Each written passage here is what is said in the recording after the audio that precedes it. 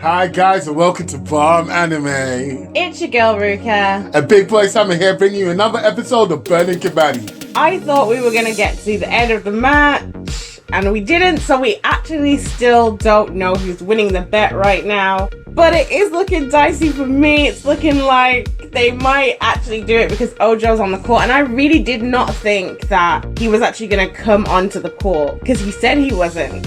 Yeah, but Azamichi Soma got injured, fam. And so therefore, he had to step up, tie up his laces, and get ready to show why he is a beast of kabaddi. I disagree. Azamichi is really strong, so yes, he is injured, but I think he could have still continued with that injury. Are you supposed to crush your team?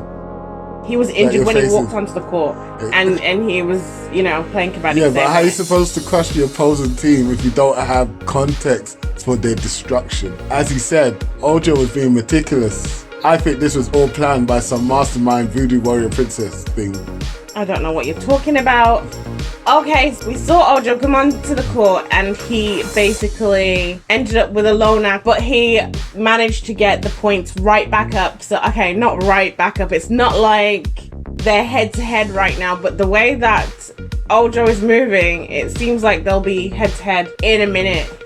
There's still a lot of game to go, so it could be either way. Me and Ruka still have a battle on our hands, and it's coming like Dragon Ball Z where they're taking 5 episodes for one power-up, so who knows? It might not be next episode, it might be 2 episodes down the line. So guys, please, I beg you, let me know what you want Ruka to do so that I can make sure that she has a hell of a time when she loses this bet. I think that if I lose, I should just take a shot, because shots are nice. And if you lose, you should say Big Boy Sam is a at the beginning of every intro for the next 3 videos. Actually, you gave me a very good idea here. Thanks, Ruka. Your demise is now imminent. Because I actually might lose. I want you to say Big Boy Summer is God at the beginning of every episode. No, that's not happening. Mom, just saying.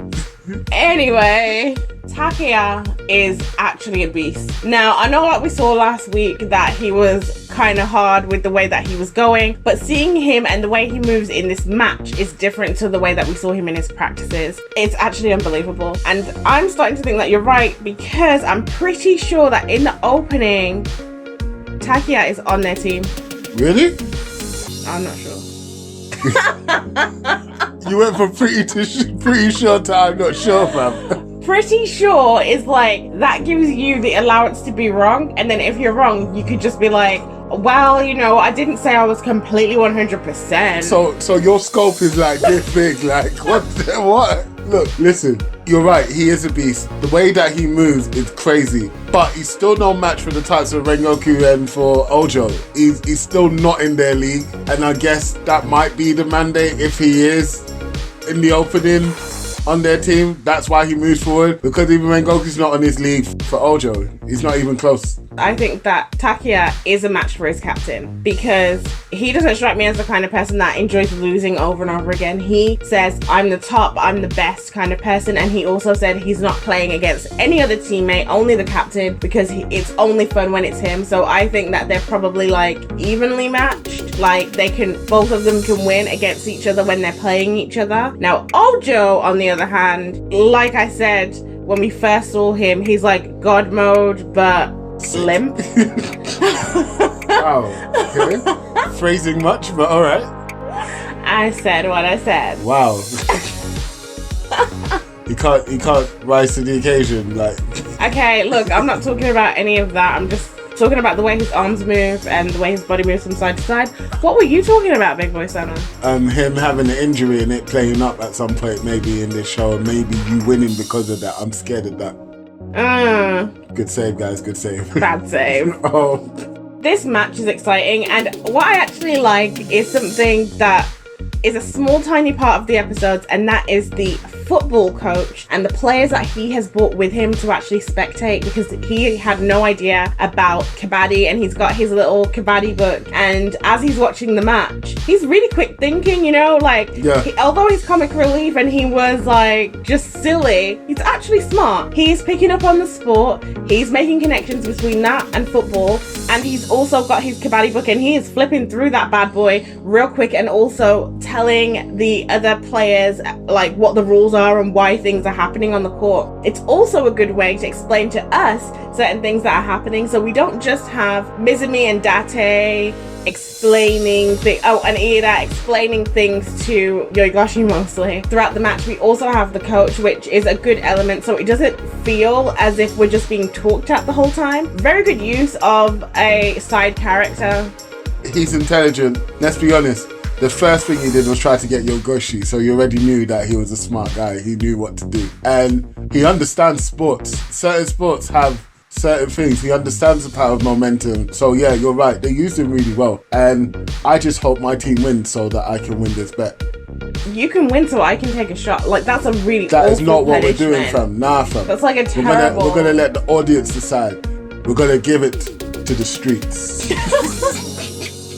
I also loved when Ojo hit all of those players at once and got his bonus point. The ref or whoever keeps score was even not sure how many points he got. Ojo's like, but didn't I get the bonus line as well? And then he was like, yeah, you did. Like, because nobody saw him moving, because he is just fast, and also he can hide his presence. So it was actually funny seeing everybody's reactions, like also especially seeing Takiya's response as well, because he was so shocked. His captain is like yelling, don't take your eyes off him. He's like, yeah, struggle. It was so funny. That you can tell that has never happened to him. That was a totally different experience. He thinks he's too good. That's what happens. And he is. That's the problem with people that are actually so good and they are so cocky, because they won't learn their lessons because they are good. So everything that is happening in their life is reinforcing their belief. And so it makes it real easy to end up in a little trap, because your thoughts cannot comprehend that someone actually could be better than you. Somebody learned today. Somebody learned today.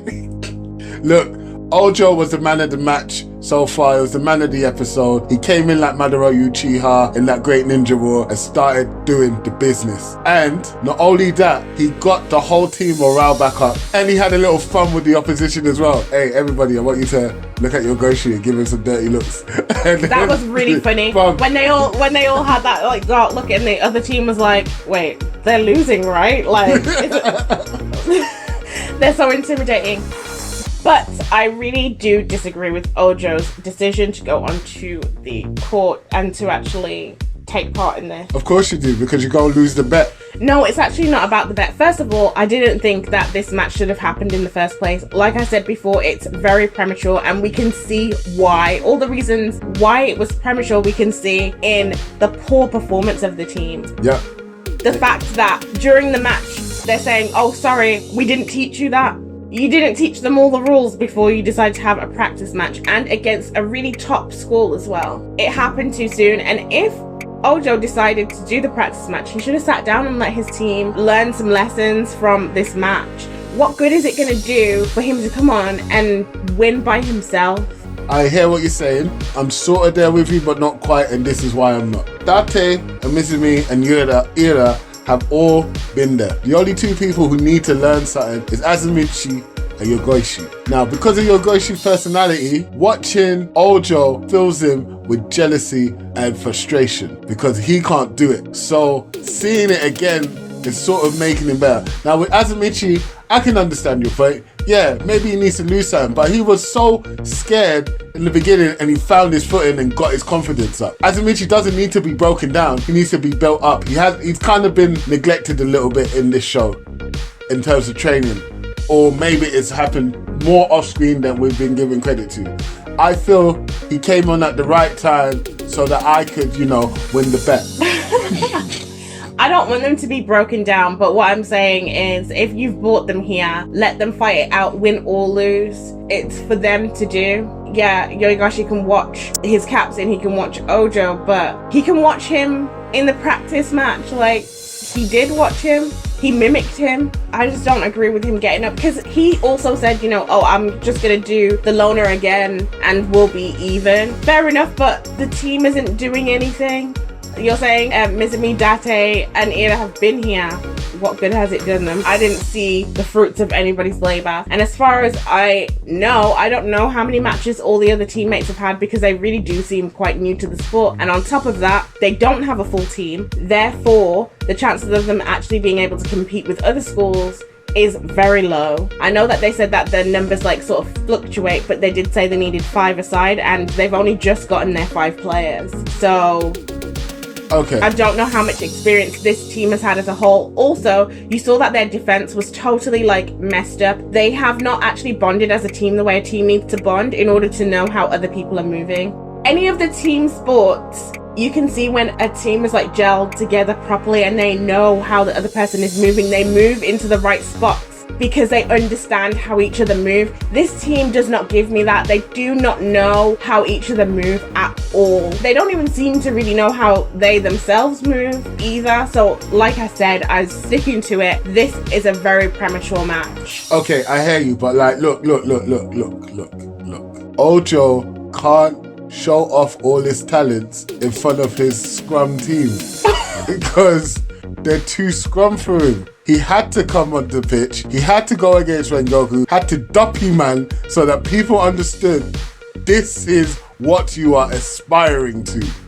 Before I go off next year, this is the caliber I need you to be playing at. And so he did his little dance, twisted, jumped, and struggled the whole team, sent them off, and then looked them in the eye over and said, what, one man can do this to you, you know? And this is what's going to catapult my team to making sure I win this bet. Oh my god. Okay, well, what do you guys think? Who do you think is going to win the bet? Please let us know what you want us to do if we lose, you know, Ruka-like shots. Oh, by the way, no face reveals. It's not happening. Don't ask. Don't ask. Don't forget to like, subscribe, and share. Peace.